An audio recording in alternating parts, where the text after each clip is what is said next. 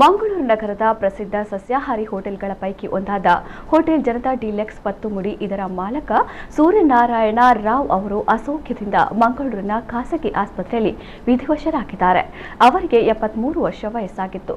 ಮೃತರು ಪತ್ನಿ, ಪುತ್ರಿ ಮತ್ತು ಅಳಿಯ ಹಾಗೂ ಅಪಾರ ಬಂಧು ಮಿತ್ರರನ್ನ ಅಗಲಿದ್ದಾರೆ.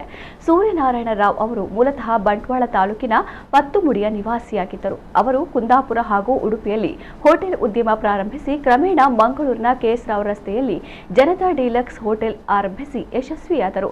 ಬಳಿಕ ಎಂಜಿ ರಸ್ತೆಯ ಬಳ್ಳಲ್ಬಾಗ್ ಬಳಿಯ ಕೊಡಿಯಾಲ್ಗುತ್ತು ರಸ್ತೆಯಲ್ಲಿ ಪತ್ತುಮುಡಿ ಸೌಧವನ್ನ ಸ್ಥಾಪಿಸಿ ಅಲ್ಲಿ ವೆಜ್ ರೆಸ್ಟೋರೆಂಟ್ ಹಾಗೂ ಸಭಾಂಗಣವನ್ನ ಪ್ರಾರಂಭಿಸಿದರು. ಸುಮಾರು 3 ದಶಕಗಳಿಂದ ಅವರು ಹೋಟೆಲ್ ಕ್ಯಾಟರಿಂಗ್ ಉದ್ಯಮದಲ್ಲಿ ತೊಡಗಿಸಿಕೊಂಡಿದ್ದರು.